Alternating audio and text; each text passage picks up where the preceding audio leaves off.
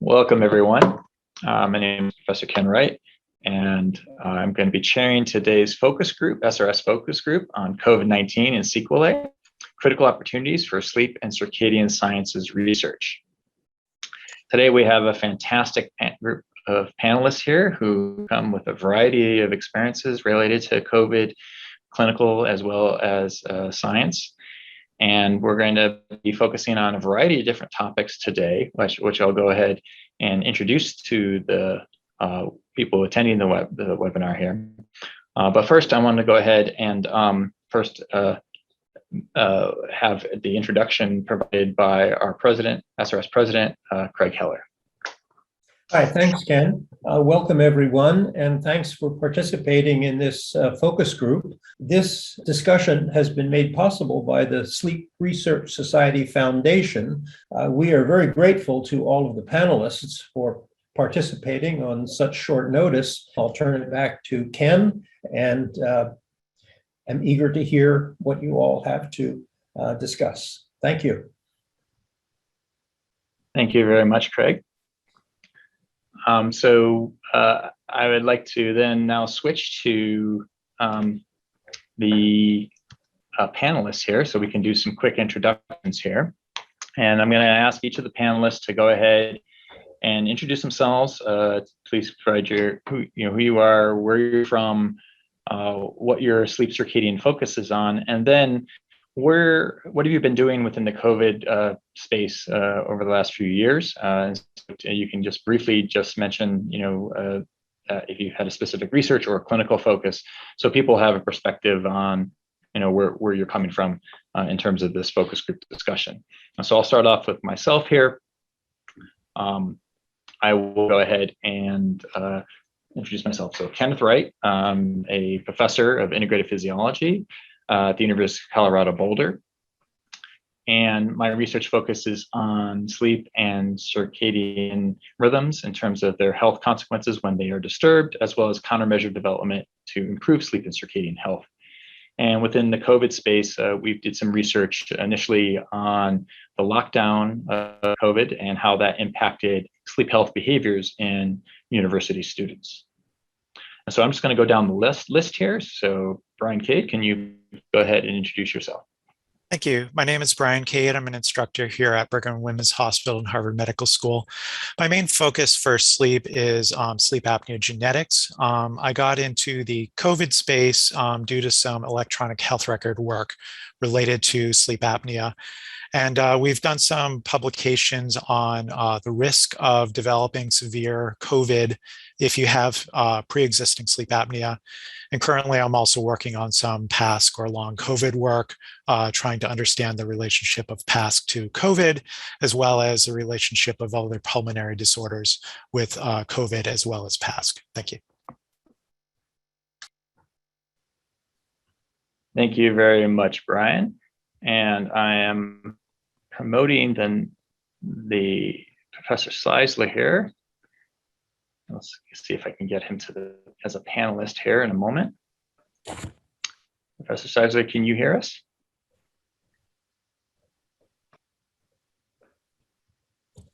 All right, I think I've got you promoted as a panelist now, so you should be able to speak. Thank you very much, Ken, and I appreciate the opportunity to participate in this panel. I actually began working on COVID-related research when my son, Mark Seisler, who was on a Fulbright working with Shantha Rajaratnam and Mark Howard in Australia, when the Fulbright program was canceled, he decided to switch the emphasis for his graduate degree program there to looking at the pandemic and the impact of the pandemic and the mitigation measures on mental health and as well as on other attitudes, behaviors, and beliefs about the pandemic and how it impacted sleep. So he has done a series of studies that I've had the pleasure of collaborating with him on. So this was a collaboration initiated by the pandemic. And so working with Shantha and Mark Howard has been a silver lining to this whole episode. And but the sad part is that all the adverse impacts of the increased prevalence of adverse mental health symptoms among people, really right at the start of the pandemic. And then working with Rebecca Robbins on some large databases, and also with the WHOOP team on large databases, have been able to look at the impact of the mitigation measures at the start of the pandemic on sleep as well. So it has been quite the journey for the last 18 months. Well, welcome. I look forward to your contributions here. So next, Dennis Wang. Good afternoon. Dennis Wang from Kaiser, Southern California, sleep and pulmonary physician. I am involved in health services research. First thing that I'll mention is that we did perform an analysis on about 80,000 persons within our system before the vaccine rollout, and found significant associations between the presence of OSA and a higher rate of COVID infection, and the use of PAP and a lower rate of infection. We have additional analyses that are ongoing, including whether OSA and PAP might influence post-COVID recovery. I'm also the director of sleep medicine for my sleep center and for a network of sleep centers in Kaiser, Southern California, and have basically led major adjustments to our clinical workflows within Kaiser in response to the pandemic. Wonderful, thank you. Welcome. Look forward to your presentations or discussions. Do we have Mayor Kreger with us?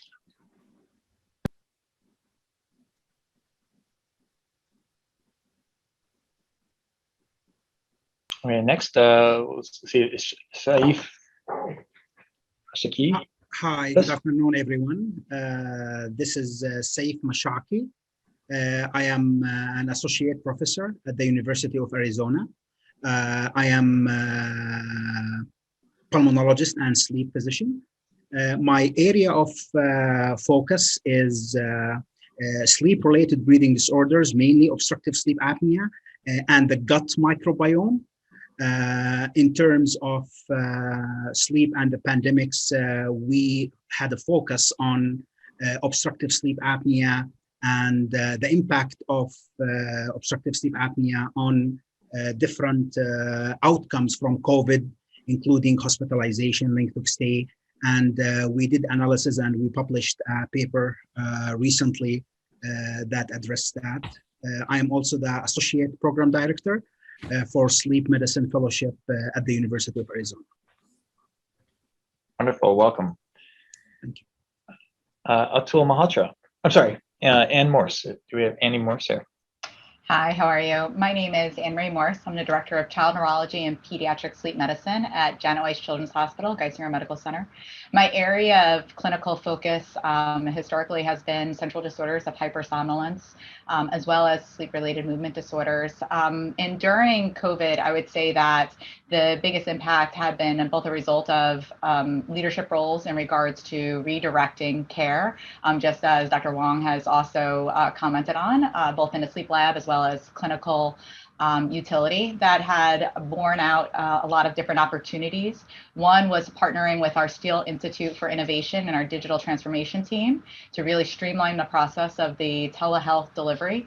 The second that I would say, which was very successful and exciting, was the development of the Wake Up and Learn program, which was supported by Janet Weiss Children's Hospital and Jazz Pharmaceuticals, which is a school-based sleep education and surveillance program that we piloted last year with a local school district that allowed for our middle school and high school students to have regular interval of education on sleep. But then we also did 2 times a year, but we're planning to do 3 times a year, sleep screening to be able to help students be able to better reconcile their sleep health and then also identify sleep problems and redirect that care. Wonderful, thank you very much. Okay, next, Atul Malhotra.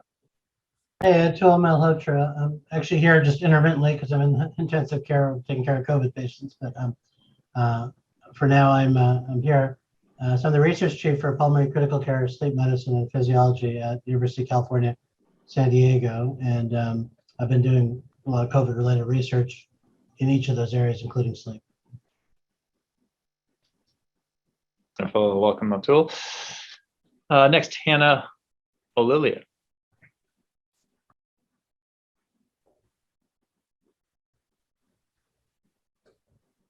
Okay, about Cynthia Pena Orbea. Yes. Hi, everyone. My name is Cynthia Peña. I'm one of the sleep medicine staff at the Cleveland Clinic. I'm assistant professor of medicine. My research interest has been so far to study the post-discharge patient-reported outcomes in patients who have been diagnosed with sleep disorder breathing while in the hospital. In terms of COVID research, we recently did a study where we looked at polysomnographic measures. Particularly, we focus on sleep-related hypoxia measures for the risk of COVID-19 infection and worse clinical outcomes. We're going to start working and studying a little bit about the long COVID syndrome and sleep disorders as well.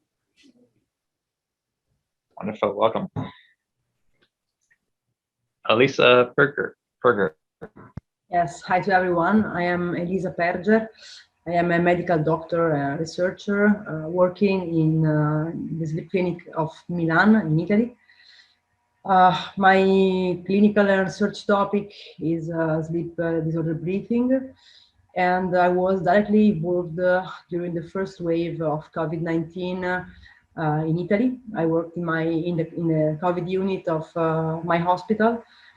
And we performed research on sleep apnea in COVID-19 during the acute form of COVID-19. So we performed nocturnal polygraphy during the hospitalization for COVID-19 in our patients. This was during the first wave. And now I'm working with other centers in Italy on the rehabilitation after the severe COVID-19 disease. Well, a very good evening to you in Italy. So welcome. Thank you for joining us. Next, we have Kanan Ramar. Good afternoon, and thank you, Dr. Wright. And I really appreciate this wonderful opportunity to be here. I'm a professor of medicine at Mayo Clinic in Rochester, Minnesota. My clinical area focuses in both sleep medicine, particularly related to sleep-related breathing disorders, and ICU, or as an intensivist work in the ICU. And so I've been dealing with both the immediate and aftermath related to COVID-19 from a clinical area focus. And I also serve as a chief patient safety officer for Mayo Clinic. And so I'm needing to deal with both the safety issues from a patient care perspective, as well as from a staff perspective as well. So happy to elaborate or be involved in discussions related to that. But again, I appreciate this opportunity. Thank you. Wonderful. We appreciate you, and look forward to your contribution. Okay, next is Rebecca Robbins. Hi, good afternoon. I'm Rebecca Robbins. I'm an instructor in medicine at Harvard Medical School and associate scientist at the Brigham and Women's Hospital here in Boston.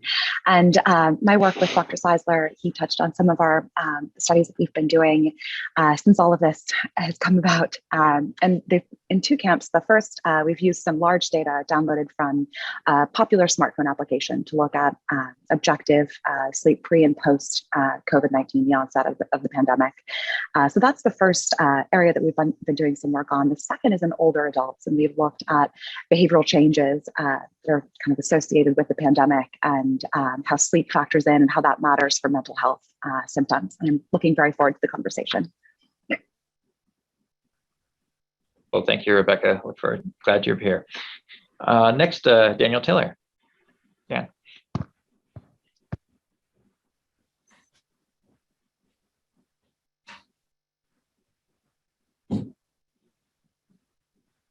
Dan, you're still muted here. We can't hear you. Y'all missed a very outstanding introduction. So I'm a professor of clinical psychology at the University of Arizona.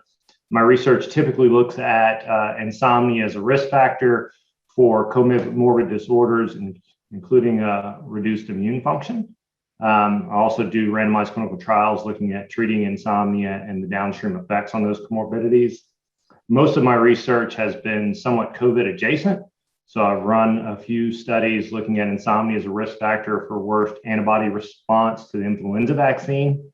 I moved here to the University of Arizona about 7 months before COVID hit. And so I was finishing up some of those grants. So I'm not the PI of any COVID related grants, but I'm a COVID adjacent. Several of the researchers here at University of Arizona have been collecting data. Specifically, probably most relevant, we've been collecting data on sleep duration, both during the week and on the weekends, as predictors of antibody response to the COVID vaccine. Wonderful, welcome. And next is Mihaela Theodorou. Right. Yes. Hi, everyone, and thank you for inviting me to this prestigious panel. I'm a physician scientist at University of Wisconsin in Madison, and I practice both pulmonary and sleep medicine. I've been on the inpatient pulmonary cancer service a lot during all the COVID waves. And so I bring in that clinical perspective as I've been paying very close attention to my case anecdotes of COVID patients as relates to their pulmonary sleep physiology, as best as you can do in the inpatient setting. And then while I don't have specific COVID-related research experience, I do have quite a bit of background work in as it relates to the interaction between sleep disorder breathing, intermittent hypoxia with cardiopulmonary physiology, including some control of breathing during inflammatory processes. So I bring a little bit of perspective in that respect, and I'm looking forward to the panel discussion. Thank you. Wonderful, thank you very much, and thank you to all the panelists here. Is there any panelists that didn't get a chance to introduce themselves? Hi, I'm here. This is Hannah. Hello, Hannah. Please introduce yourself. So I'm Hannah Olila. I'm a group leader at the University of Helsinki and also a research fellow at Harvard. And I'm really interested in why some people that get COVID have relatively mild infections, some get relatively bad infection, and some, even with like mild symptoms, originally develop these long-term bad outcomes. And how does that then relate to sleep apnea and the other known sleep disorders? And my angle is usually pretty genetic. And I'm sorry, I'm actually at the airport, which is the first time for the last 6 months. So apologies for any background noise. Welcome, Hannah. Are you coming or going? Well, I'm always traveling home, so this time I'm going to Helsinki. Well, safe travels home. And anyone else who hasn't had a chance to introduce themselves from the panelists? Okay, wonderful. So before we get started here, then I would like to just go ahead and just real quick, just thank our industry partners here, Jazz Pharmaceuticals, Avidal, Isai, Dorsa, Inspire, Philips, ResMed, Respicardia, Samamed, Takeda, and Whoop. We appreciate your support. Okay, so in terms of the objectives of this focus group, we're here as we had from the introductions to describe and discuss how the COVID-19 pandemic has impacted public health, perhaps creating new sleep issues, as we'll hear about, and in terms of the complications and the challenges that we have in terms of treating people who have pre-existing sleep conditions. We're going to contextualize the discussions with the emerging topics that have come out of the science, as well as in terms of emerging issues with COVID itself, for example, the Delta variant. And we'll go ahead and identify not only knowledge gaps, so not just research opportunities, but opportunities of what can we do to go ahead and educate and help treat issues as we move forward. In terms of the agenda, we're going to cover a variety of different topics here. First, we're going to briefly go over how COVID-19 pandemic has altered sleep health. and talk about what are the associated changes in mental and physical health associated with altered sleep health that has occurred in response to the pandemic. Then we're going to go ahead and switch to topics about what are the consequences of active and long COVID for sleep health as well as sleep disorders. And then thinking about the benefits of treating long COVID in terms of a variety of diseases that sleep health may impact. And then we'll talk about how has it impacted us in terms of impacting our clinical work as well as our research activities. And then lastly, as I kind of alluded to, what are the opportunities to improve sleep health as we return, many of us return to work and return to school. And so what we're going to be doing here in terms of how this is going to be structured, I'm going to go ahead and provide the general topic of discussion that we're going to have. And then there are sometimes for some of these going to be specific questions that I'm going to ask the panel who would like to go ahead and get some answers to please do that. And we're going to use the raise hand feature here. If you would like to go ahead and add some information on the topic, and then I'll call on people so that way everyone has a chance to go ahead and provide their perspective. And then for people who are participating as people who are attending this focus, if you have additional questions, whether you're a panelist or just an attendee, please add to the chat so that or the Q&A. So that way I will go ahead and then pose the questions to the panelists.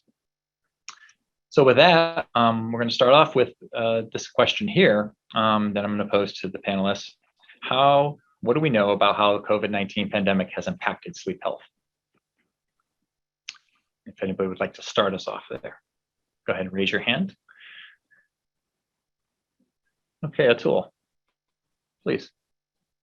Hey, so the short answer is I don't know, but we did, our labs were closed for several months there, so we were left with Twitter surveys for some of our research. So we did a Twitter survey fairly early in the pandemic and asked people about sleep duration. And our angle was related to a New England Journal paper from Kaiser, I think, showing year over year, the myocardial infarctions had gone down by about 50% early in the pandemic, 2020 versus 2019. It wasn't clear why. So in our survey, we asked people when they're going to sleep and when they're waking up and sleep duration. And in aggregate, we showed that total sleep time went up by about an hour. And that was published in the American Journal of Cardiology last year. The reason it was interesting is every other cardiovascular risk factor we looked at went in the wrong direction. People were gaining weight, they were smoking more, there was more stress, there was more this, there was more that, but sleep duration did increase by about an hour. And so we obviously had no basis for a mechanistic conclusion, but certainly by correlation, sleep duration increased at least early in the pandemic. I get the sense that's waned over time, but that was perhaps a mechanism underlying the improvement in risk of myocardial infarction early in the pandemic. Thank you, Atul. Professor Seisler. Yes, we had similar changes that Atul described, and this is a work of Mark Seisler and colleagues, and it's on a population that is Whoop users. So it's about 4,000 people who had been using this technology before for several months before the pandemic, and comparing those data with the data immediately after the pandemic was declared by the World Health Organization. And and that is a validated wearable device. And so we thought it was a unique data set to have it before and after. And we didn't quite find the hour that Atul found, but we found, and this perhaps is generally, I don't know what the age range of Atul's data were. This might be a younger population. Anyway, we found about a quarter of an hour increase in sleep duration that occurred acutely with the onset of the pandemic compared to the data that they had objectively gathered beforehand. And then we also found, just like Ken, I believe you found in a population of college students, we also found a significant improvement in sleep regularity. So the consistency of the timing of bedtimes and wake times. They still went to bed later on weekends than they did during the week, but the consistency was significantly increased. This is, at the p.0001 level, and that we found another interesting in terms of relationship to this question. One of the things that we found was that shorter sleep duration and more inconsistent sleep prior to the onset of the pandemic, which was January through March, was associated with higher odds of symptoms of anxiety, depression, burnout, new or increased substance use during the pandemic. So, so lower sleep duration had an odds ratio of 1.3, and sleep consistency, if individuals had, higher score of inconsistent sleep or more irregular sleep, they had twice the risk of increased anxiety or depression symptoms associated with the pandemic. So those data suggest that both sleep duration and sleep consistency may be important predictors of the risk of adverse mental health outcomes associated with the pandemic. Wonderful. Thank you, Professor Sizer. Dr. Morse.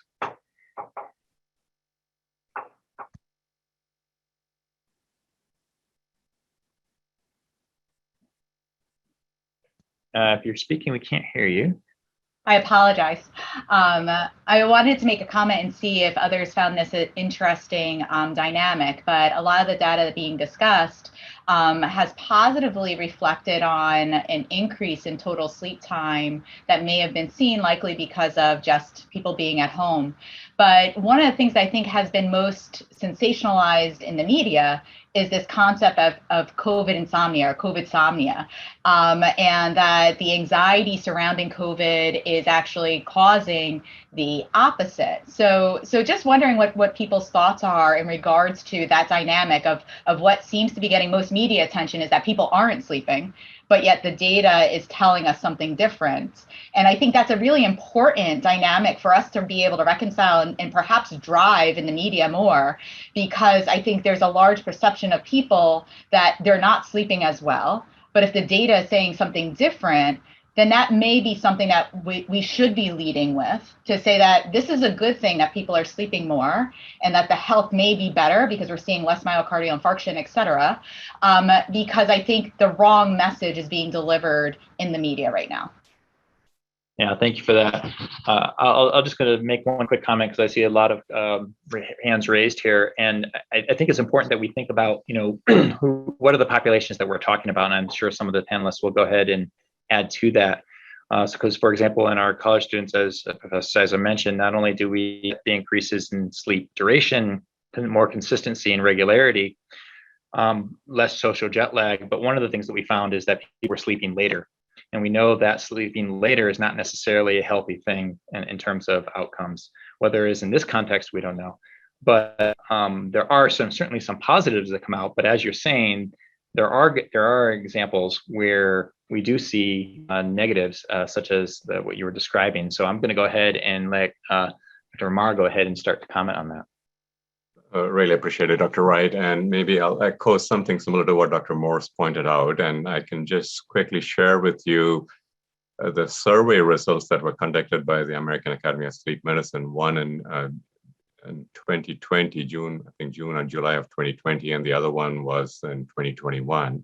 And this was a survey that was done by an independent market research agency. And the survey was conducted among around 2,000 adults in the United States. And the survey was conducted somewhere between March 11th and March 15th. And the margin of error was around plus or minus 2 percentage points. And in 2020, 20% of the Americans at least reported that it was harder for them to fall asleep, which echoes similar to the point that Dr. Morris pointed out in terms of COVID-somnia. And 22% said their sleep quality was worse than before the pandemic. And about 1 in 5 close to 20% cited more disturbing dreams.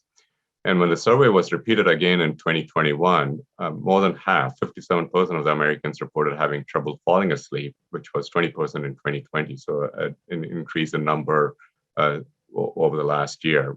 With about half of them, 45%, citing worse sleep quality, while it was 22% in 2020. Again, a bump out there. And 36% of Americans were experiencing more disturbing dreams, which was 19% in 2020. Yeah, so basically a jump in all of these. Again, the caveat out here is it's an online survey, and I think the response rate, if I remember right, was about 50% among the 2000 or 2003 500 adults that were surveyed.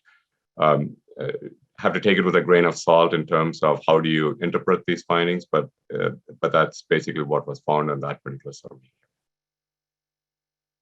Thank you. Lilia.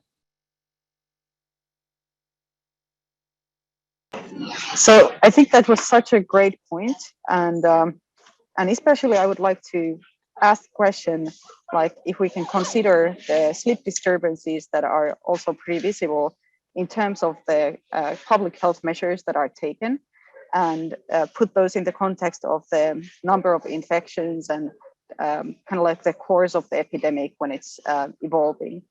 And related to this, we had some early observations during the 6th week of the lockdown in Finland, where we saw exactly the same thing, so that people really had more awakenings and had nightmares, and also the content of the nightmare was very COVID related. So clearly it's like a overwhelmingly common theme that happens, at least if you have such strong measures as lockdowns in place. Thank you.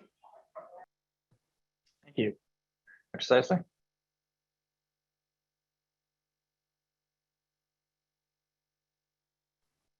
Thank you very much, Ken. I just wanted to point out that although I had mentioned the average changes, there were considerable inter-individual differences in the changes associated with the onset of the pandemic. So while the group on average moved later in terms of the timing of their sleep, just as you alluded to, there were some who moved much by a much greater amount, either in a delay or in an advanced direction. So the highest 10% in the delay direction went an hour, more than an hour later, but there was another group, 10 percentile, who actually moved nearly half an hour earlier. So I think, and one can imagine, people who were first responders or essential employees, for many of those individuals, the amount of night work, shift work, and extended work hours may have increased dramatically, especially depending on where they were in the country, caring for patients. And we've also found in other research that caregivers were particularly adversely, unpaid caregivers were particularly adversely affected during the pandemic, especially those who had not been caregivers before the pandemic and were suddenly thrust in this role, which happened to many young people. So, similarly, some people improved their sleep consistency, and others really had a much more irregular schedule after the pandemic. So I think sometimes when we speak about averages, it sort of covers, it makes it seem like everybody's doing the same thing, when in fact there is considerable variability between them. I put in the chat a link to the COPE initiative, which has a lot of the papers that came out of this. Wonderful, thank you. And I, again, it's consistent what I was kind of alluding to, is that there have been reports from a number of specific populations where on average things do get much worse. And so I think these individual responses, knowing the context of that, is going to certainly become important in terms of what are the impacts.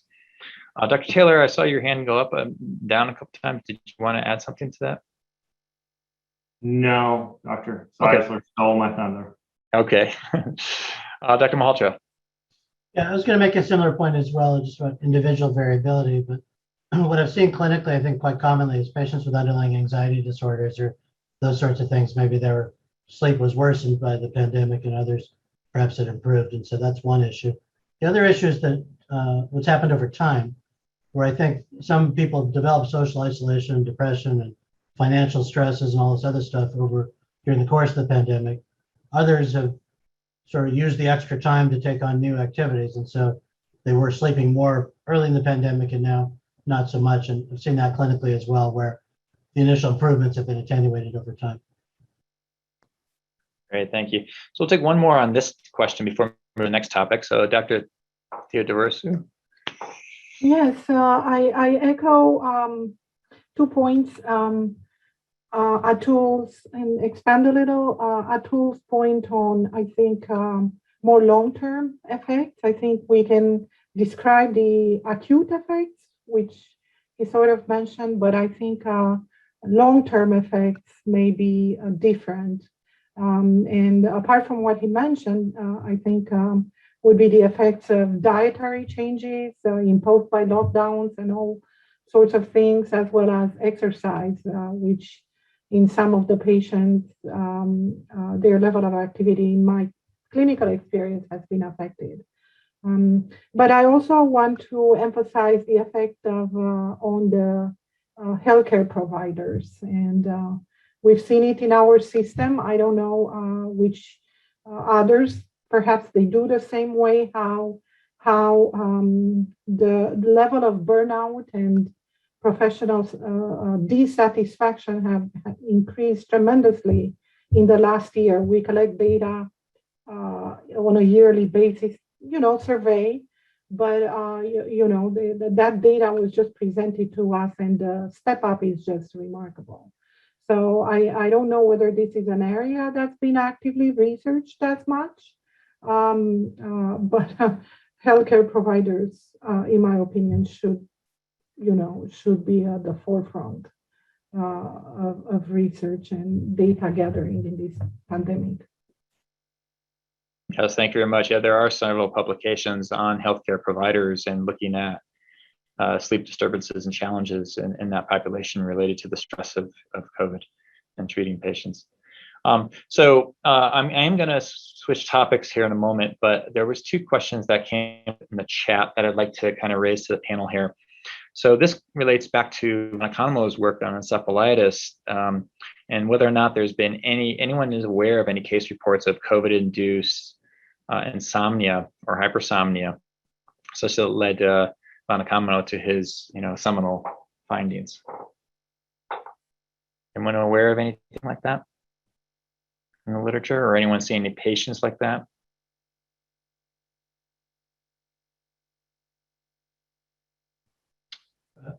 We've certainly seen patients get insomnia after COVID, whether that's from viral infection or whether that's the company keeps, I have no idea. Okay. Dr. Morse? I would say that anecdotally, I don't know if there's been a trend similarly that others have seen, and I don't know if it's a reflection of actual COVID versus people just having more awareness of what their sleep-wake patterns are, but the number of PSG MSLTs conducted have definitely skyrocketed, and many of them are resulting in positive results in both narcolepsy as well as idiopathic hypersomnia diagnoses. So I don't know if what we're going to see is going to be similar to H1N1. And that revealing some increase in prevalence, but that I would say just anecdotally, that seems to be a pattern.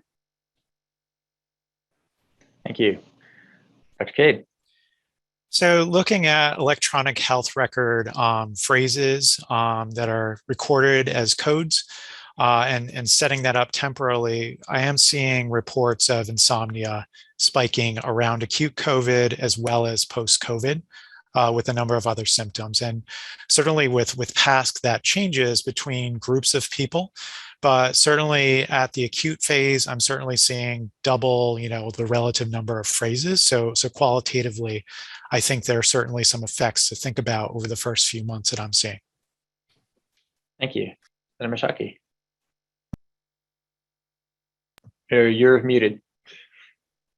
You're going to mute yourself. Sorry about that. So I just would like to add a quick comment, which totally agree with what Dr. Morse mentioned, that we noticed an increase in the number of PSG and MSLTs that we have been conducting, and many of them actually are positive. But, you know, it's very hard to conclude from that whether this is related to COVID per se or related to sleep disorders associated with COVID. Definitely, it's going to be a great and interesting topic for research. But I totally agree with Dr. Morse that we have been seeing more and more MSLTs that came back positive. Thank you. Dr. Wang. You know, we're a pretty busy sleep center. We get about 2,000 referrals a month. We actually haven't really noticed much of a difference in terms of the volume of PSGs and MSLTs, but, you know, that's just, you know, our one system. I did want to mention, just because it's a little bit different from the original question, anecdotally, there's a patient that I did see in clinic who developed very severe hypersomnia with an Epworth of somewhere above 16 that occurred 3 days after his COVID vaccine. And so we're still waiting for his PSG MSLT, but he insists that he was completely normal before his COVID vaccine 3 days after his shot. He developed this, what sounds like a, you know, pretty significant hypersomnia, and he does sound like a pretty good historian. So just wanted to throw that out there as kind of an interesting anecdotal patient experience. Any other patient experiences like that? And then we'll go to Dr. Proger in a moment.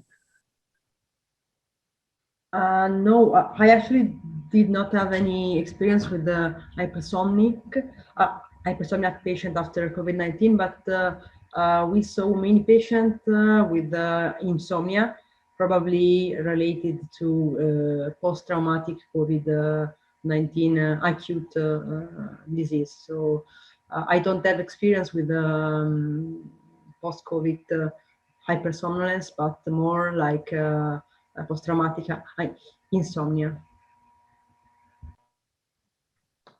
Thank you. And for those who haven't been following it, there's a ton of information that's being added to the chat. And so I do encourage you to take a look at that and do post things yourself if there's additional things that you think the group attending will be benefit from. There is a question that I'm going to hold till later when we get into where do we go from here type of a thing, but it relates to something that many of us who are panelists and is probably as attendees too, in terms of the reductions in the amount of traveling that we've been doing and how that's impacted things. And the question was about whether there's a study for that, but again, we'll come back to that later when we get to that later topic.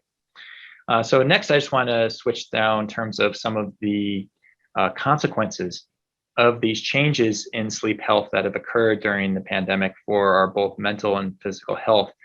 And Dr. Robbins, I know you had your hands raised before, and I think you have something to start us off with on this. If I can have you do that. I'd be delighted. So we published a paper on some data that's collected among older adults, 65 years of age and above, during COVID-19, and they reported on a host of different behavioral changes associated with the pandemic. So we looked at specifically sleep quality, sleep duration, television watching, exercise, smoking, drinking alcohol, kind of a laundry list. And we ran a hierarchical linear model to look at which of those changes mattered most for mental health outcomes in this group of older adults. And we found the four biggest offenders were sleep quality, sleep duration, television watching, and doing less walking as exercise.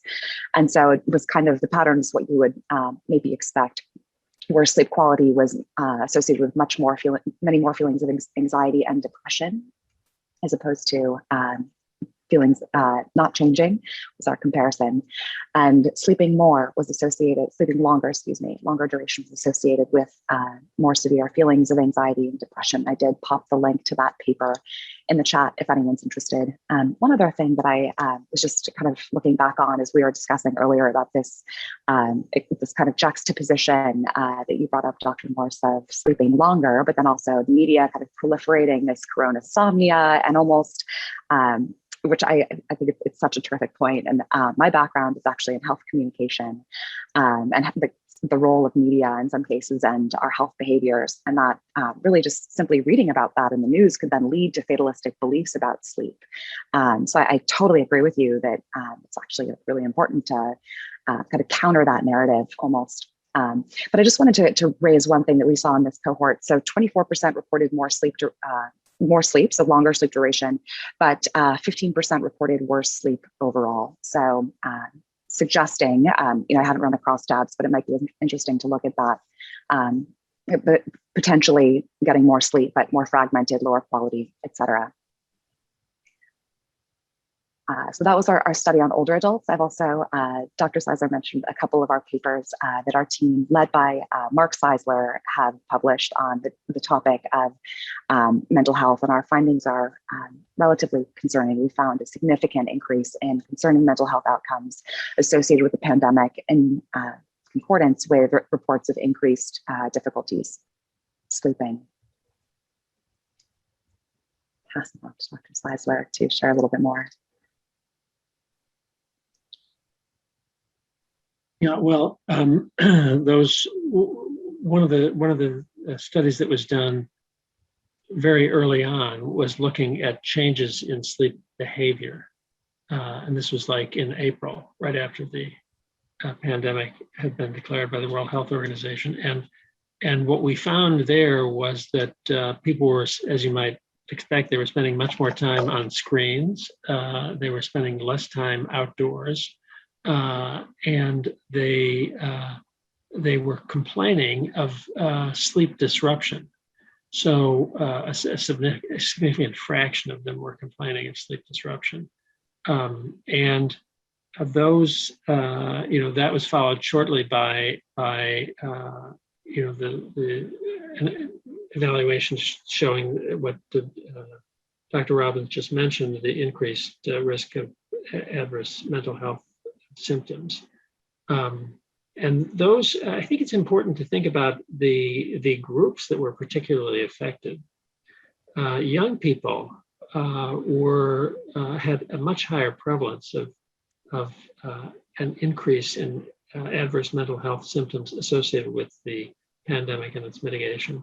And those increases, interestingly, were seen both in areas of high prevalence at the time, which was in New York early on, and in Los Angeles, where there was a much lower prevalence at that time, and in the United States as compared to Australia, where, again, there was a much lower prevalence.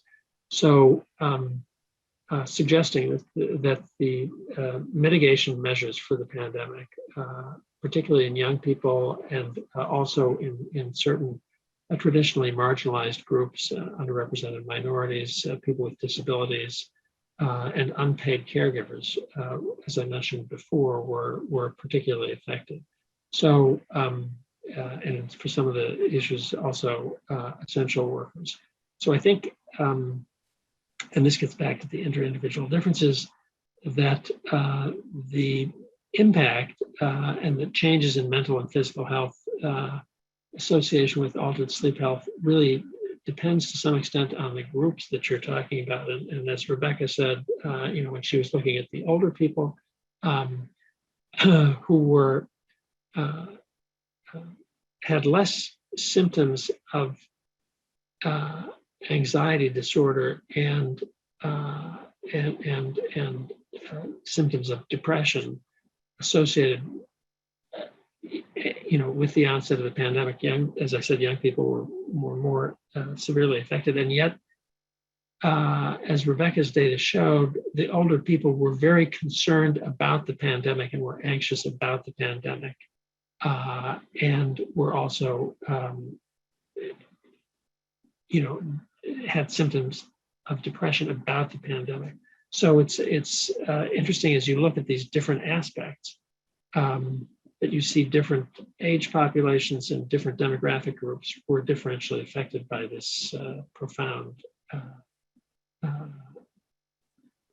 disturbing sequence of events in our society.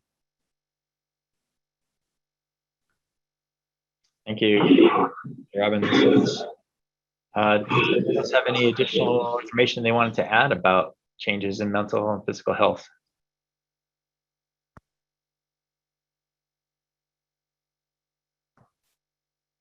Okay, great.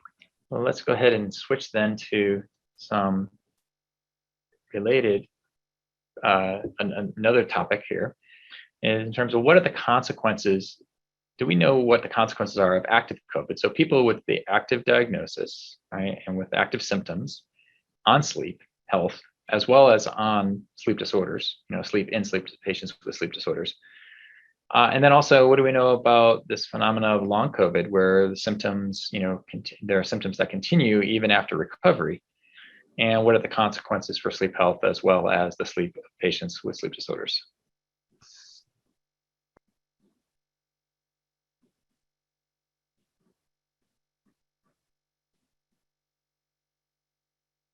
And before dealing with that question, I noticed one of the people in the chat has mentioned associated changes include stress leading to depression. Sometimes people end up committing suicide. And the data that Mark gathered indicate that there is a threefold increase in the prevalence of individuals saying that they had contemplated killing themselves in the prior 30 days. So I just wanted to mention that it was an extraordinary increase in some populations, such as the groups that I mentioned, young people and others. In some cases, the increase in suicidal ideation was tenfold. So I think that the person leaving that comment has and early on, the data suggested that was not being reflected in the emergency department visits, although more recent data indicate that there is really that the system has been quite strained by emergency department visits related to suicide, and also deaths of despair. So drug overdoses have gone up dramatically in association with the pandemic, and many of them are not classified as suicides, even though they are in the deaths of despair category, because it's unclear, whether the overdose was intentional or not. So I think that is something that the more recent finding that the people who were getting more sleep prior to the pandemic and who had more consistent schedules prior to the pandemic seem to be more resilient. That is to say, they had fewer of these consequences. Suggests, it reinforces what Rebecca was saying of why it's so important to get the message out about the importance of sleep health, so that we can be more resilient for what may come. Very, very important point, and thank you for adding that. Dr. Morris, yes, please. Just to add on to that is on the backdrop that in terms of adolescence and suicidality, that's on the backdrop of the fact that we know that over the past 10 years, there's been an 85% increase in suicide attempts in adolescence. And so this is a very, very an alarming trend. And part of me wonders if there's if it was a true reflection of increase in suicidality versus just an increase in likelihood of disclosing how alone and suicidal they are. And so I think if you were to take nothing else from conversations around COVID and the sleep disruptions that we're seeing, and if it is to shine a greater light on mental health illnesses, especially how it's affecting our youth, I do think that would be transformational, because of the fact that we recognize that it is a real challenge that we're facing. And that was also part of the reason why we developed the Wake Up and Learn program, was because of the fact that we recognize sleep as potentially a risk factor that we could mitigate. And I will tell you that the anecdotal data outside of the actual structured data, I found to be most meaningful was when my guidance counselor who ran the program with us said to me that in the beginning of the year, she used to have to pull sleep information out of the kids. They would come to her with self-endorsing of, I feel sad, or I feel self-harm, or I'm having interpersonal relationship issues. And she would be like, how are you sleeping? And by the end of the year, these kids were coming in and going, I know I'm not sleeping well, and I think that this is why I'm struggling in school. And I think those types of concerted efforts of making it okay to talk about sleep and making it okay to make that alignment with how I'm sleeping and how I'm feeling, how I'm performing is okay, because of the fact that we are a society, especially us in healthcare, we're the most guilty of it. We're wearing a badge of honor or valor of sleep deprivation. You know how many cases I did in surgery on 4 hours of sleep? You know how many hours I used to do call 3 days at a time, and we're looked at as being weak now.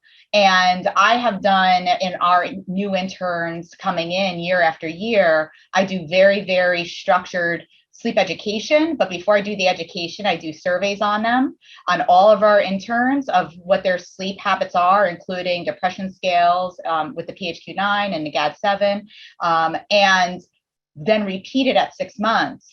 And almost universally, we see that, yes, there's poor sleep in the beginning, but then the sleep just only gets more horrendous. And we do this valiant effort with ACGME of saying we're going to have wellness committees, et cetera, but we're not making those marks. And so I think that this, again, is one of those opportunities to take the bull by the horns and use the pandemic silver lining for what it is, which is to turn the attention of where we tend to keep our eyes away and really help in these really vulnerable areas. Thank you. Yes, very, very important. Dr. Amar. I'm just going to comment on the question that you have in front of us here, Dr. Wright, related to the consequences of active COVID. And I was going to comment on things related to a sleep disorder perspective.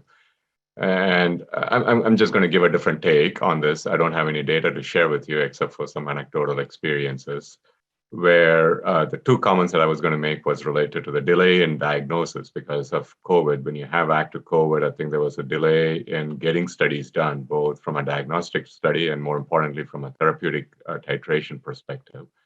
And to touch upon the same issue, what I don't have data to share with either is related to the equity issues. There were something that we should be looking at more closely, and maybe it has. And if so, I would love to see if the other panel members have anything to share from an equity perspective related to this problem too. Okay, thank you. Dr. Lilia. Also related to the long COVID depression, I think it's clear that the patients have these symptoms that are contain fatigue, for example. And I think part of the question also is that how much of the comorbid symptoms actually affect sleep, either directly or indirectly. So if we think about migraine or headaches or pain, or then the pulmonary problems that these patients might face. And I think one aspect is to look at then these, and I guess this is also a question for the other panelists who might have like studies specifically about the comorbidities and how they affect sleep, is that addressing some of the symptoms that really affect sleep, like pain, then might also help the symptoms of long COVID overall. Great, thank you. Dr. Cade. Yeah, just to relate to Dr. Alia's question, yeah, certainly looking at self-reported outcomes that are patient-reported, there's very important, in my opinion, paper by Hannah Davis and colleagues. And one of the 60 or so odd symptoms was headache. And I'm certainly seeing reports of headache that are quite high amongst all the folks with long COVID. And I would certainly advocate, when we're thinking about sleep, that there's this bidirectional component about, recovering from COVID, how much of this is due to sleep problems, et cetera, that we have to be cognizant of.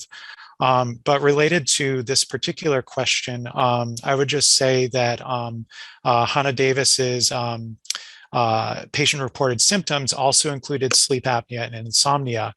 And we are certainly seeing reports of that in the electronic health record phrases that we're counting around acute COVID as well as post-COVID for clustering people by, these patient-reported outcomes as well. So this is something that we're seeing in people who didn't have a diagnosed sleep disorder when I cut it off about a year prior to diagnosis, as well as people with sleep disorders. So at least in the medical record, we're seeing, mentions of these phrases, sleep apnea and insomnia, more amongst these folks.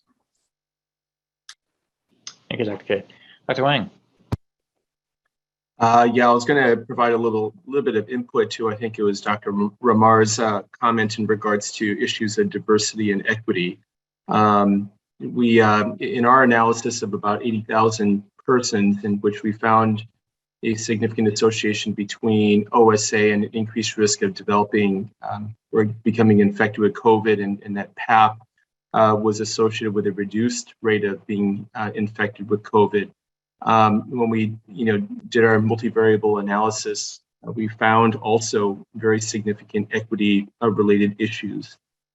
Blacks and Hispanics had a higher rate of getting COVID. It was pretty substantial. Blacks had a odds ratio of 1.5, and Hispanics about 2.3. I believe we found also very similar findings as it related to the risk of hospitalizations for Black and Hispanics. So, this really kind of inspired us that.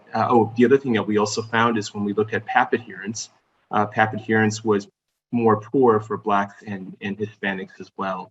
We're certainly inspired to really be very intentional about trying to develop, workflows and clinical approaches that's going to be meaningful to all groups of people, and not just the average population. Thank you. Dr. Pazer. Yes, concerning the acute COVID and the consequence of the active COVID, I want to share the experience of Italy, which we saw during the COVID, and probably also indirectly during the lockdown. We saw an increase in weight gain in our Italians. Probably because people at home started to eat every hours in the day, also during the night. And I cannot tell you if this affected sleep apnea, but probably with the gain weight, we know that the incidence is increasing. So probably it would be interesting to see also this correlation. And this is interesting because I saw in the chat that someone talked about the loss of weight. So probably there is also a cultural difference between Europe and the States. Thank you for that. So it sounds like from some of what we're hearing from the panelists here is there are some emerging signals here of what there may be, increases in certain types of sleep disorders, or perhaps even, worsening of sleep disorders, and certainly some equity issues there. So it sounds like this is in part an opportunity for us to explore this more, and a gap in our knowledge that we can certainly expand upon. And I am aware of some studies that are ongoing to try to look at some of these questions. And so perhaps in the near future here, we'll get some more answers to these questions. So why don't we switch to the next one now? And so this is a question that was raised to the panel previously before we started. How have the duration, quality, and timing of sleep impacted patients' recovery from COVID? Do we know anything about that?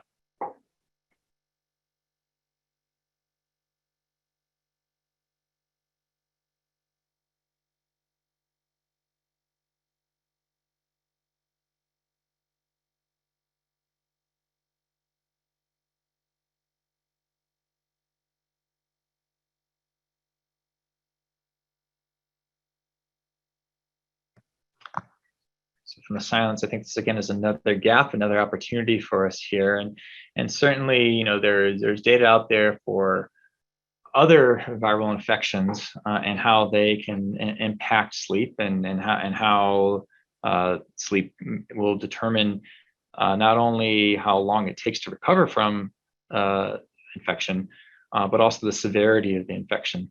And so again, opportunities here to see whether or not this holds true for COVID also, as those data become available.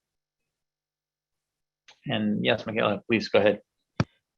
So I don't know about any research data, but I have anecdotes from my patients that in the acute phase, they tell you all that congestion and prevents them from sleeping well.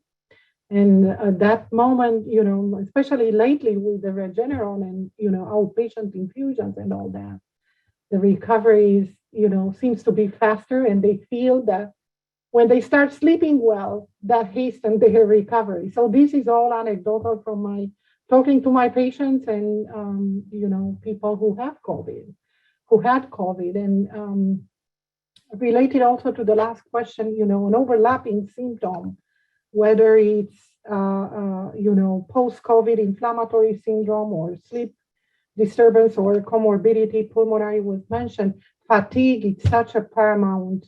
It's a really important overlapping symptom that's going to drive a lot of patients to us to sleep clinic. So I think understanding its basis in the past is going to be really important. That's what I wanted to add to this, relevant to this. Yeah, thank you for that. Something else I'd also like to add to this is in terms of an opportunity and for us to think about as we go in the future is the impact of the circadian system on this process also. Because we do know that, for example, shift workers are at higher risk of getting influenza, for example, than day workers. We do know from basic science research and non-human models that the viral load to the same challenge is worse if that viral load occurs during that circadian time that is reserved for sleep. And so we may find that here also in terms of patient recovery. And so again, we have, for those who have these types of databases, we might have this opportunity to look at not only the impact of sleep on recovery, but also the circadian timing of exposures due to again, challenges, for example, things like shift work.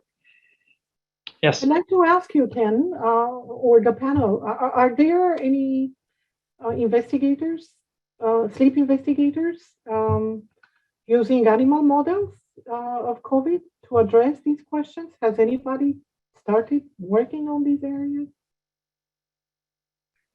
Great question. Does anyone have any information on that in the panel? I'm unaware of any currently, but I'm sure they're going on. At my institution, the level of biosafety is just, of course, cutting enthusiasm to many people, but I don't know if at other institutions that's less onerous than at mine. Anyone aware of such studies?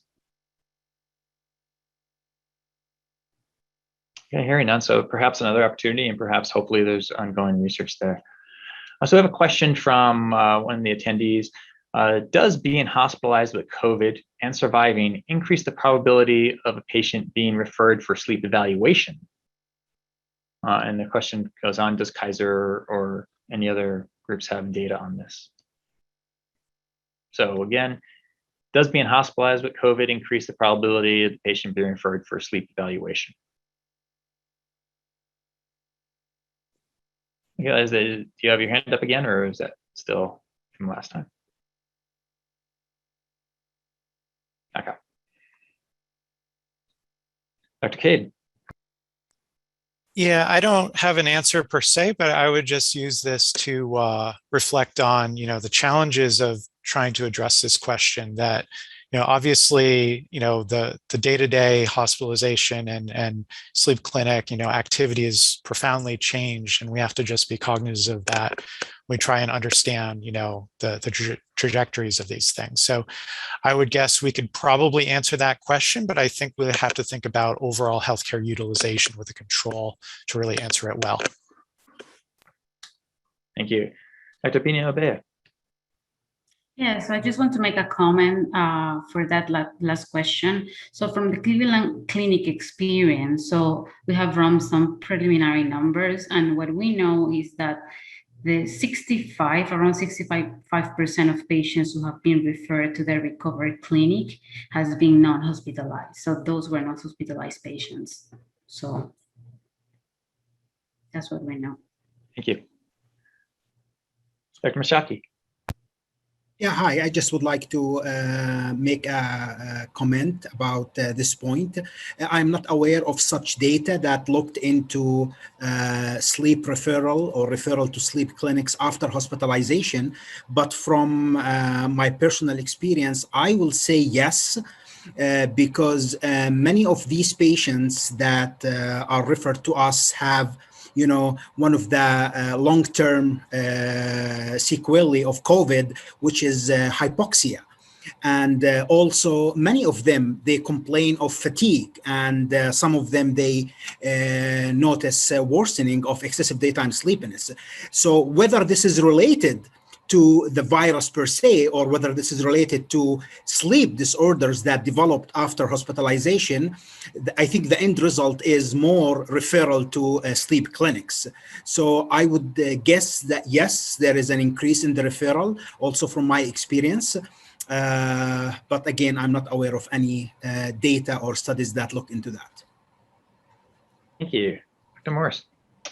I just want to say that I do think that that would be a very interesting question, knowing that with other disease processes that we know have a very strong relationship with sleep, such as myocardial infarction, stroke, atrial fibrillation, et cetera, that those referrals are still lacking from post-hospitalization. When we pulled data for our institute, it was less than 10% of stroke patients that were being referred for sleep evaluations after acute stroke, which prompted further study and intervention. So I would be actually surprised if this does prompt for increased referral, just recognizing that the mentality typically is take care of the quote unquote acute thing first and everything else will fall in place. And also the mentality of you were sick, of course you're tired, or of course you're having sleep problems. So I do think that that would be a very interesting question to answer. Thank you.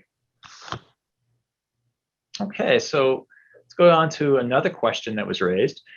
Some patients have long-term side effects post-COVID, sometimes referred to as long COVID, as we've been discussing. And we talked a little bit about how these might impact sleep health. But the question itself wants to really focus on the development of nocturnal hypoventilation or sleep apnea. So I want to expand upon that specifically. So Dr. Mashaki, you mentioned that you're seeing potentially some more referrals. Anything specific to these two complications?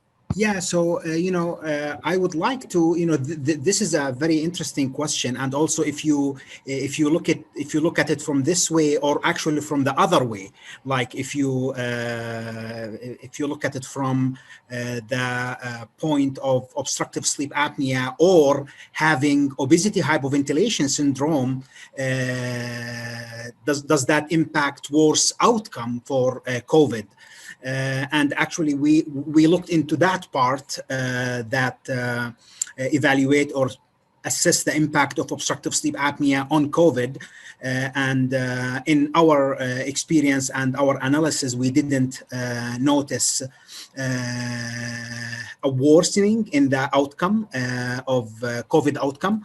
I know that there are several studies out there that showed a worsening in, worsening in mortality and worsening in intubation.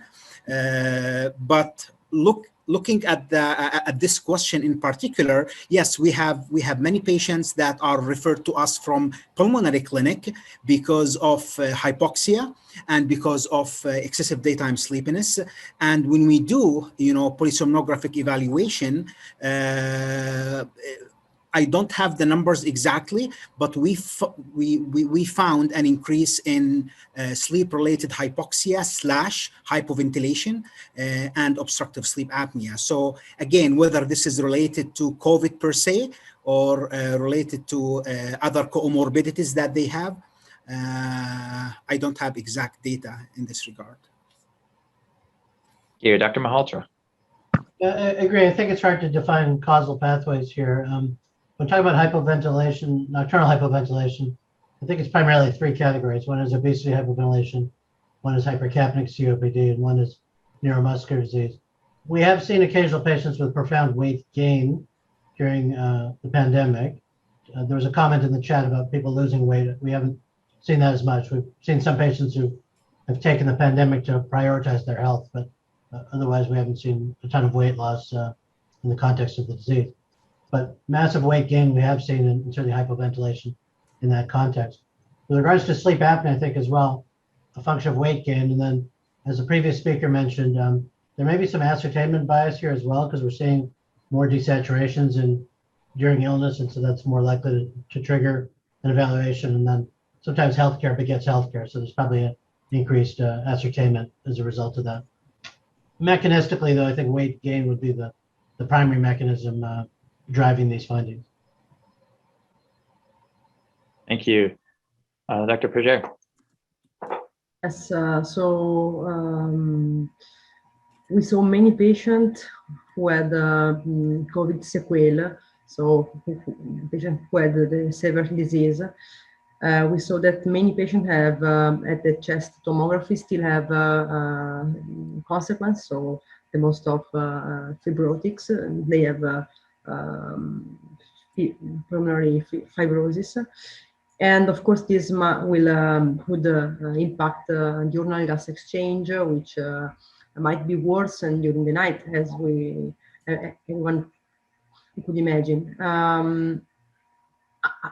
Actually, I do not have any data to show or to share with you, but in my experience, I noticed that there are many patients in the PSG which have nocturnal desaturations without apneas and without any other respiratory cause of hypoventilation or of hypoxia. And this in the clinic, then you discover that this patient had COVID-19, and then you see the chest tomography and so on. And I think this is quite interesting. But on the other side, in our population, at least, we do not have many patients who are in oxygen treatment after the acute COVID, even if the disease was severe.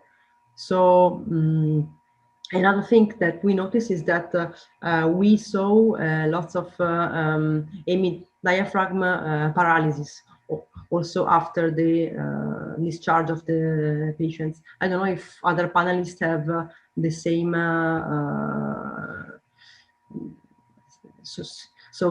the same at the echo or at the last or at the CT or. Thank you, Dr. Amar, shaking his head. So do you want to comment on that? Yeah, no, I was just about to comment, Dr. Wright, that echoing similar to what Dr. Malhotra and Dr. Mashaki had pointed out, we've seen three types of disorders: sleep-related hypoxemia, sleep-related hypoventilation, and of course, obstructive sleep apnea.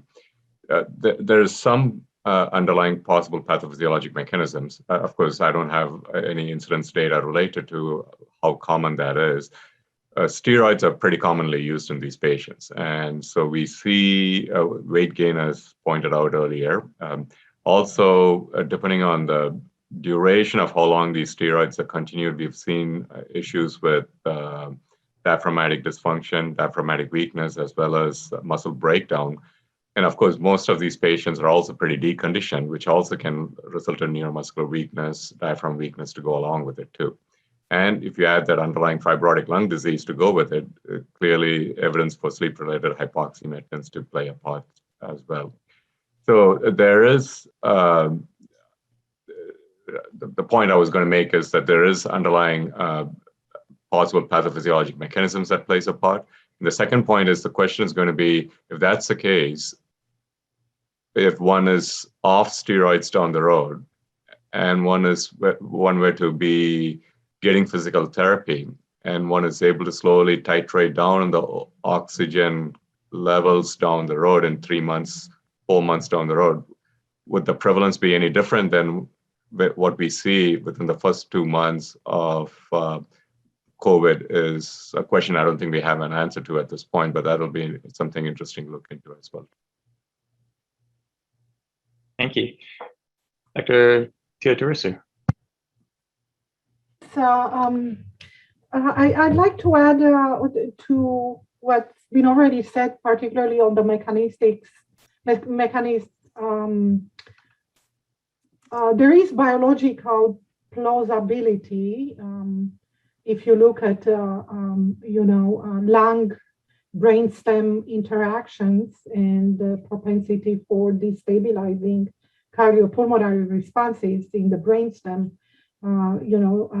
so there is nice data from Frank Giacono that he has shown that when you inject, LPS or you injure acutely the lung with bleomycin, within a very short time. So in the acute setting, this would be relevant. You get a quite potent inflammatory response in the brainstem areas, controlling breathing as well as NTS for hypertensive responses. So which kind of we see acutely in the COVID setting. So and he also has shown that inflammation occurs at the level of the carotid body as well, and it's mediated through neuroimmune interactions. In fact, you don't necessarily have to translocate, virus. It's neuroimmune interaction that get produced in the brainstem, and it's through inflammation of the brainstem macrophage, the microglia, that assumes a very active phenotype. So I think would be interesting to see whether COVID severity or acutely and long in the post acute phase plays a role in whatever breathing instability and phenotype we determine down the road. And of course, would be nice to have animal models, but coming back to that limitation again, is not very easy to model. But there is biological plausibility. I wanted to add in the acute lung injury, field. Thank you. Dr. Cade. Yeah, just along those lines in terms of inflammation, some of our prior genetic hits for sleep apnea were related to inflammation, and we have some basic calculations now with this notion called a genetic risk score for various inflammation parameters, where there are large genetic studies, or GWAS, where we use those risks of the aggregates of getting these inflammation diseases. And some of these actually are associated with sleep apnea as well. It helps to have a modest prediction for whether or not you have sleep apnea in some of our genetic cohorts. So I see that there's at least some smoke in this area, and I wouldn't be surprised if something along this is possible for mechanisms. Thank you. And I saw a note by Dr. Wang that you mentioned that Kaiser doesn't see any increase in referrals at this time related to sleep evaluations. And do you want to expand upon that, or is that the message right now? Yeah, I think that's the message. Okay, great. Thank you. Okay, so yes, Dr. Mashaki. Hi, I just would like to add one point to the previous point, that when we look at COVID and its impact on sleep-related hypoxia or hypoventilation, maybe also we need to think about the other pathway, meaning what is the impact of obstructive sleep apnea on COVID outcome? I think this is something that we need to also look at, especially that we know now that many comorbidities like diabetes, hypertension, and obesity had been shown to negatively influence COVID outcome. And these comorbidities are the same comorbidities that are associated with obstructive sleep apnea. So the question is, does obstructive sleep apnea regardless of the severity or depending on the severity? Does it have a negative outcome or worse outcome on COVID? Is it associated with more days of hospitalization? Because I think we are approaching another surge with the Delta, and it's very important maybe to answer this question to help prevent worse outcome from COVID-19. Great. Dr. Leah.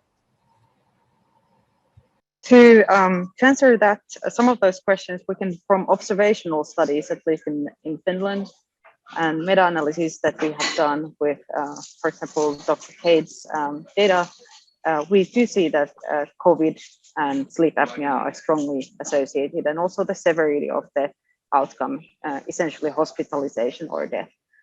And now I think the interesting question then is like, how much of that association is carried kind of like sleep apnea capturing a lot of other risk factors versus sleep apnea or the apnea itself causing some of the more severe COVID outcomes that we're seeing. And I think that we do see some sleep apnea specific effects, and definitely also it should be addressed because it's such a strong predictor for the comorbidities, but like there is a lot of room for very exciting science to be done for sure. Thank you, Dr. Pierre. Yeah, a comment on that. Actually, we did perform an objective test during the hospitalization for acute COVID-19 disease during the first wave. We published on this. We performed ventilatory polygraphy during the hospitalization in 44 patients. And we saw that the 75% of this patient had sleep apnea, and this was incredible. And that who had a higher obstructive AHI also had worsened outcome. So of course, this was a very first study in a very few patients with many limitations, but I think up to now we are the only team that performed polygraphy during the hospitalization. And so I think this is quite interesting and is supporting the idea that the presence of obstructive sleep apnea, which often is underdiagnosed, is could worsen the outcome of the disease.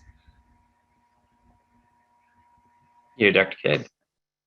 Yeah, so certainly in terms of the other comorbidities that have been associated with COVID severity, such as diabetes, obesity, et cetera, in our analyses, we found that the patients with sleep apnea had higher prevalence of these things, as you would expect from prior epidemiological studies. In terms of current work, we've done a recent pass using 30,000 patients, and we found the same effects that we found in our Blue Journal paper from last year. One thing that I would point out is now, these effects remain even after adjusting for obesity, and we're starting to look at subtypes of people, and I think that's sort of an important next step.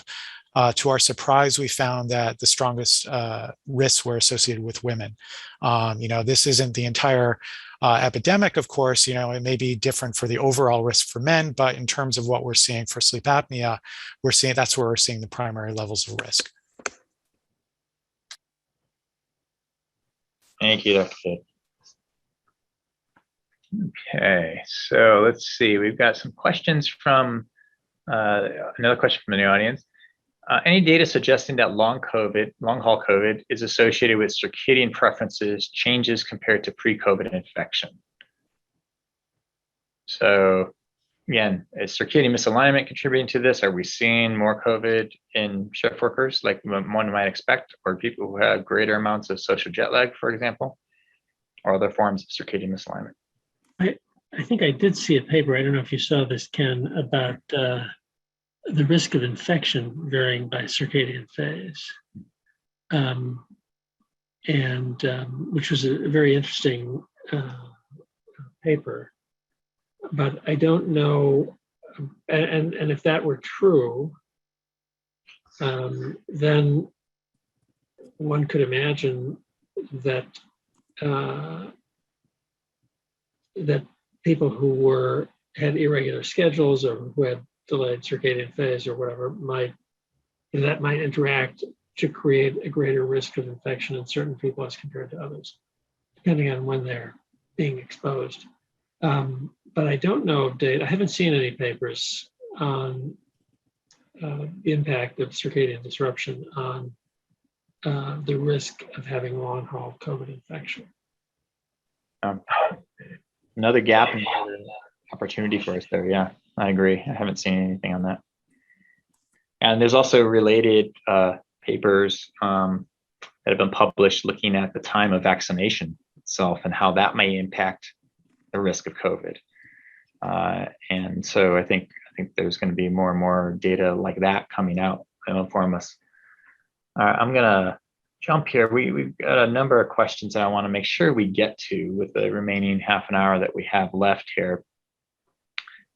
And so for the clinicians here, how are you treating patients with long COVID? Are there any interventions and tools that have been most beneficial?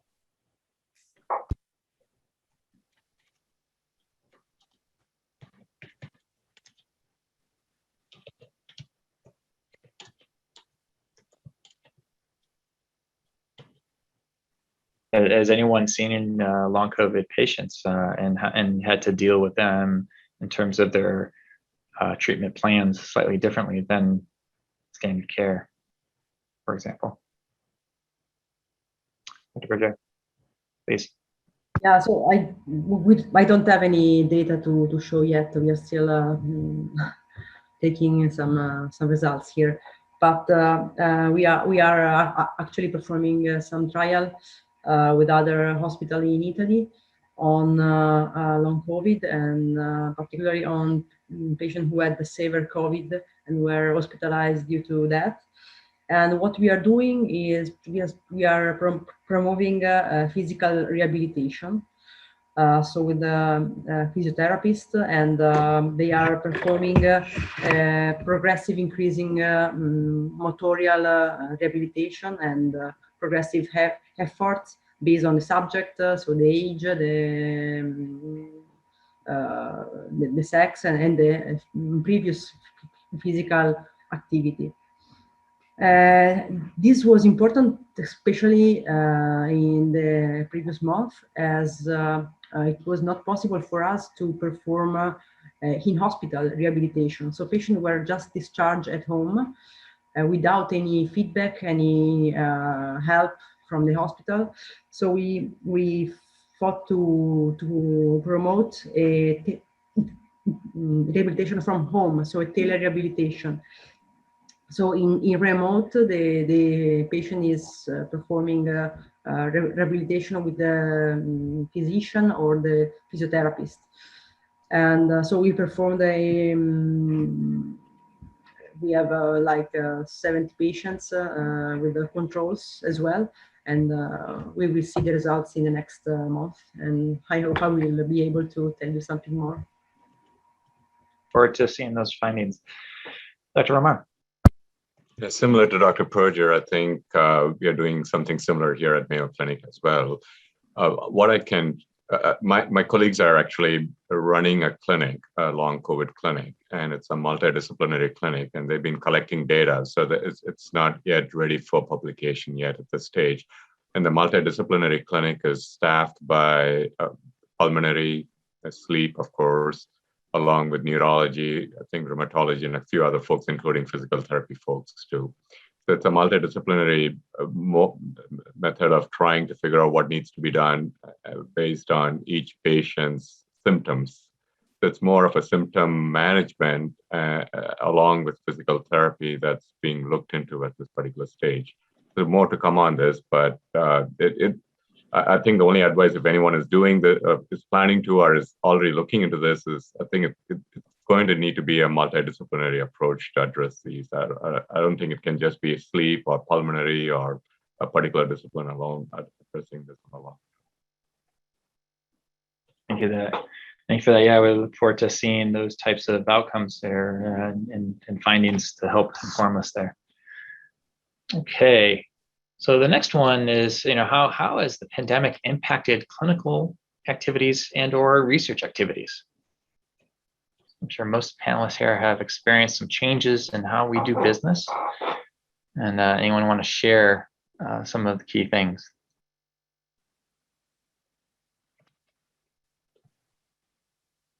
Yes, Dr. Theridosu.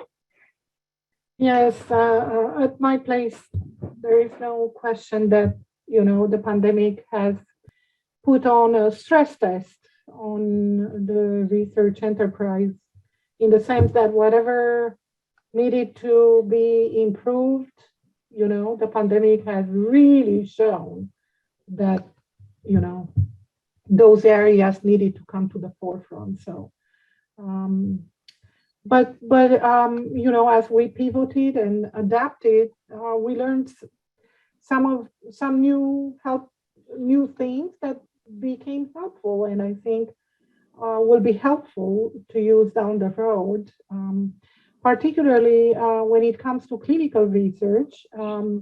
Incorporating virtual technology in clinical research is not something I would have imagined IRBs would allow before, but in a way they were forced sort of to work with us. And so we do a fair amount of consenting virtually, and teaching, education for like sleep study, hookup in the home environment, as well as some of the visits, sort of shorter visits we do for research virtually. So I think the technology and the sort of translation of telemedicine into the research arena has been a plus.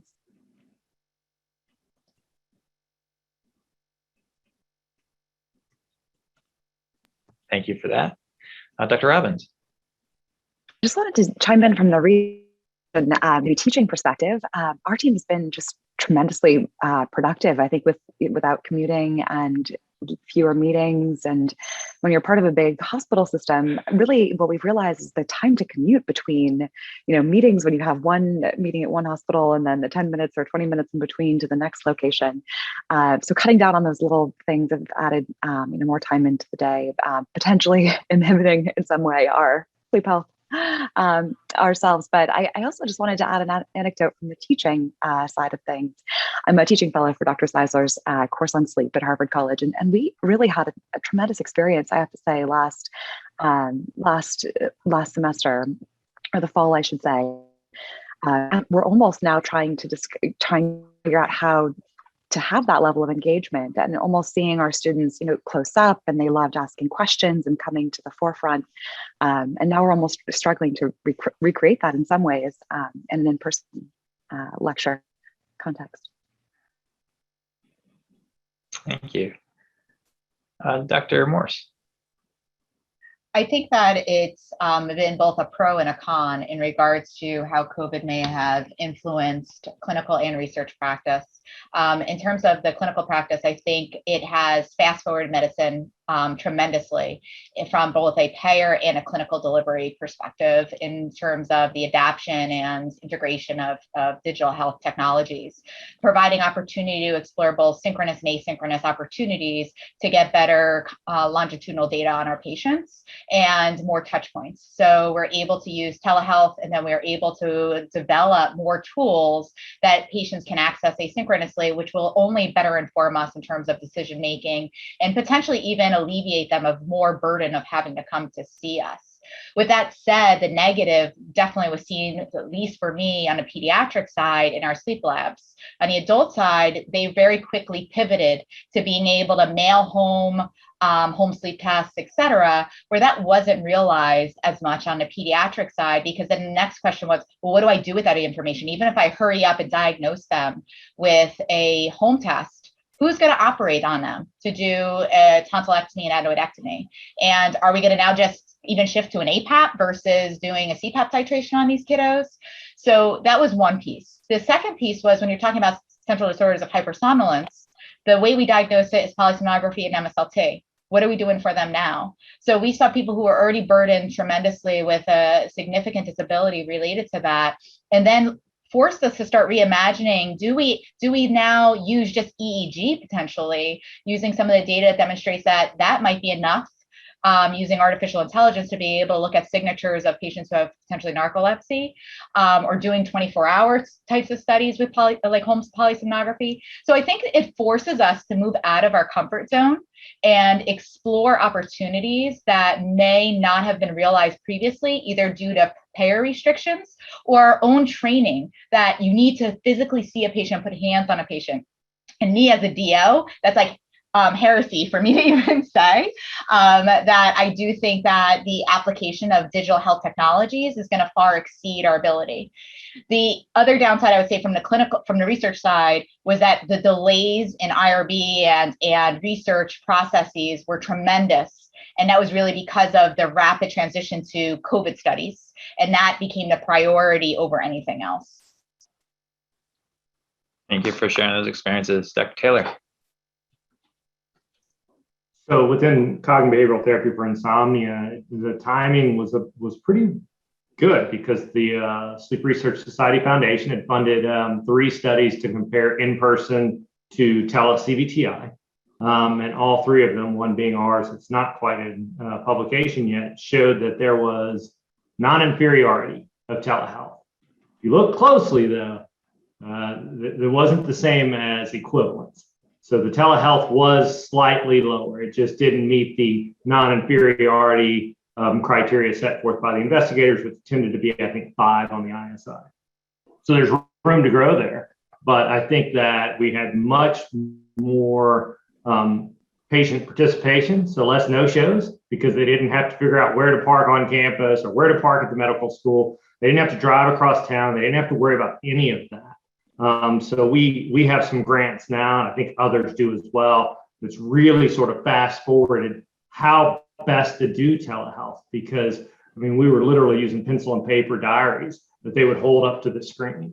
So using, electronic diaries and setting up dashboards so that you could share information and images and stuff with the patient has really been fast forwarded. And I think it's also going to the elimination of all of the rules and regulations about practicing across borders.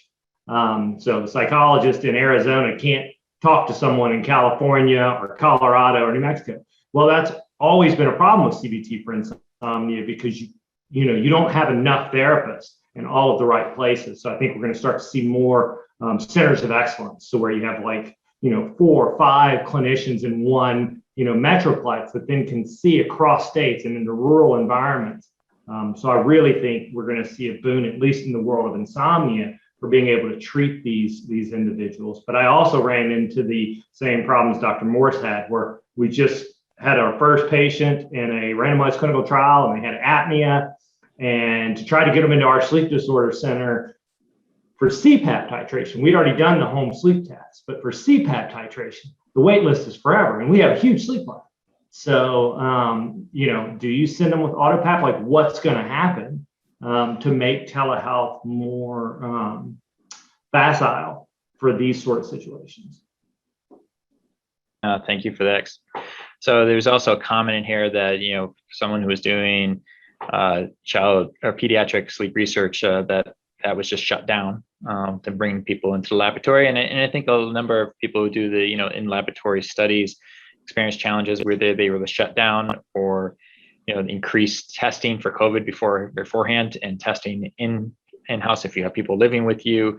And so those do present challenges, especially in some of the studies where if you induce sleep circadian disruption, and some of the symptoms that you get from that disruption are COVID symptoms.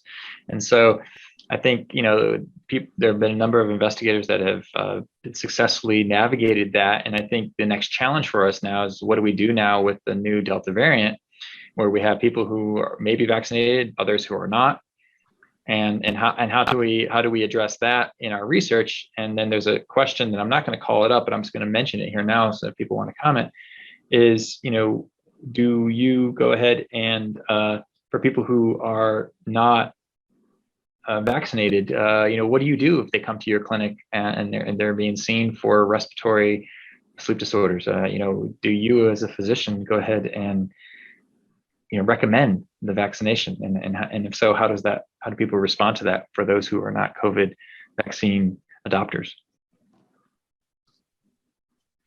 Would anyone like to jump onto any of those topics as I fast forward through a few slides? Yes, Dr. Malhotra. Hey, sorry, I got called away for a little bit, so I apologize if I'm repetitive at all. I do, as a routine, on every after visit summary, have COVID education, in part to encourage enrollment in clinical trials and some just general education to dispel myths about it. And so I do that as a routine. I ask every 100% of patients in clinic if they're vaccinated or not. The responses are mixed. I think many people are vaccinated, those who aren't. Some people kind of act like it's none of your business and that sort of thing. And often that leads to a discussion saying, well, you're putting me at risk here in clinics, so it is my business. And not all of them get that because of the media nonsense. And then others, I just say, do you have any questions about it? And often they've heard, horror stories about vaccine toxicity and things that are greatly exaggerated. So it's often a conversation, and I'd say maybe 30, 40% of unvaccinated I can convince within that clinic visit.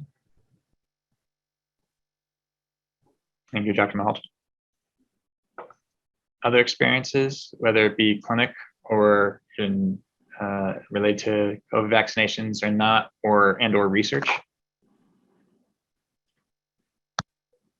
Well, I know that the American Academy of Sleep Medicine had a telehealth program that was called Welltrinsic that they were developing before the pandemic.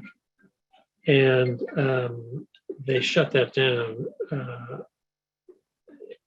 when the pandemic started. I don't know whether that was because telehealth was becoming more common throughout the country, or because they were concerned that large organizations such as Dr. Taylor was suggesting would take over the care of patients in their region because of telehealth. I don't really know that.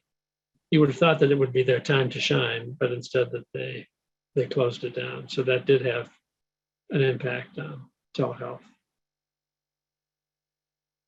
Dr. Taylor. Thank you, Dr. Sessler.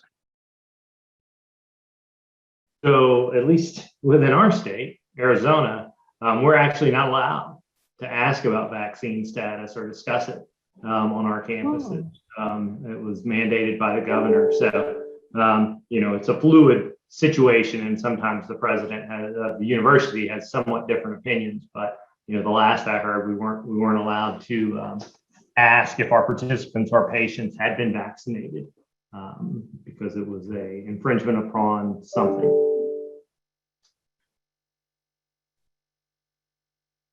Thank you, Dr. Taylor. Dr. Robbins.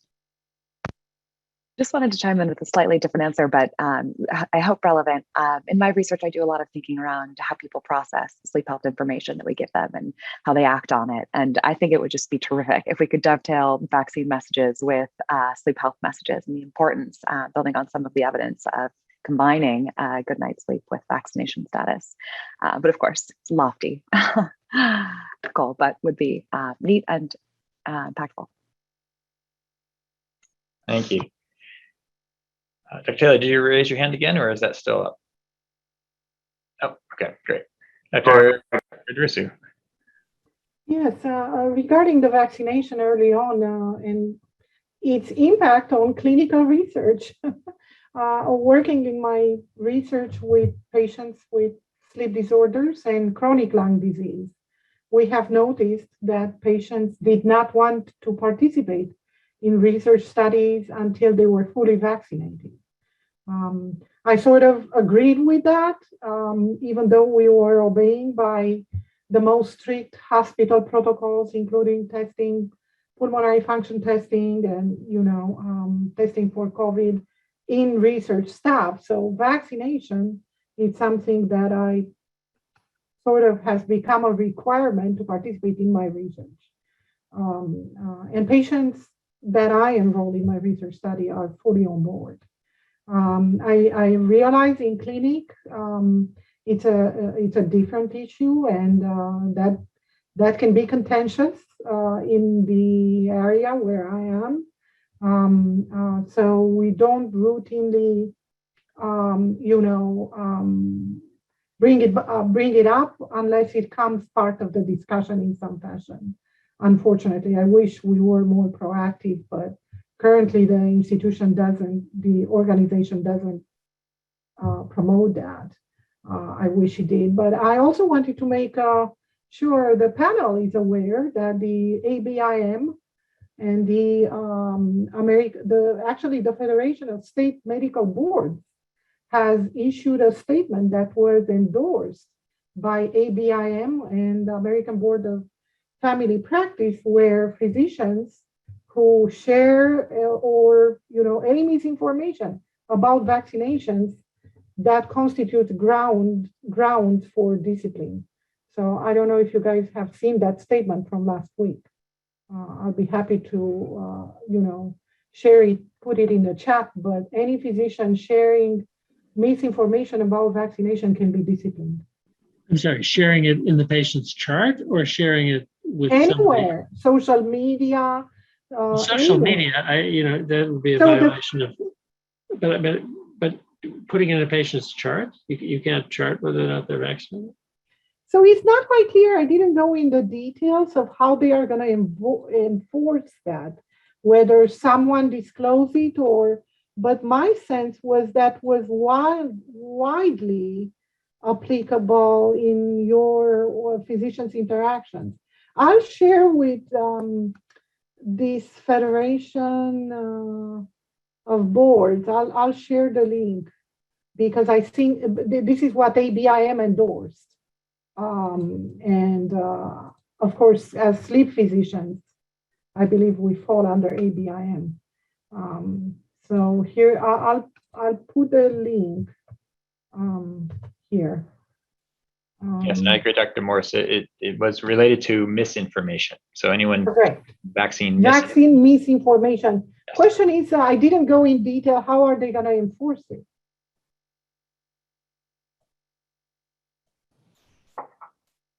Thank you.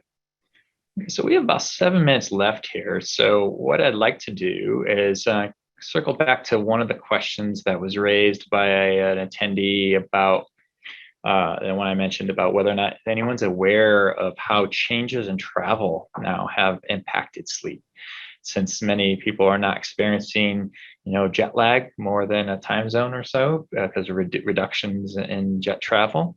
Is anyone aware of any information that anything from the large databases that people have been mining, looking at reductions in travel and seeing how that may have improved any outcomes?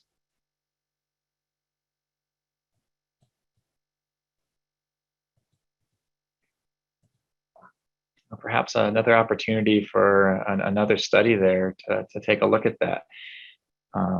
And I know certainly that not experiencing jet lag and not being exposed to people myself, I haven't gotten sick since before February 2020.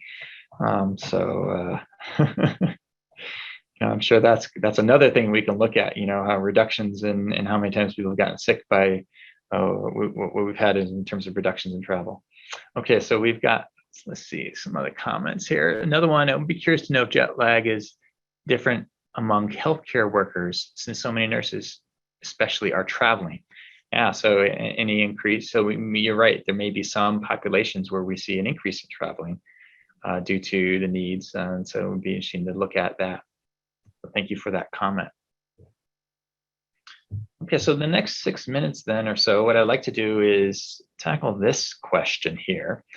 And then if we have time, we'll go ahead and open it up to see if there's any last minute questions that weren't answered, that people were hoping to be answered. And so based upon this great discussion that we've been having, what can we take from what we've learned? What are those opportunities to improve sleep and circadian health as many people return to work and school now? I'd like to start us off on this.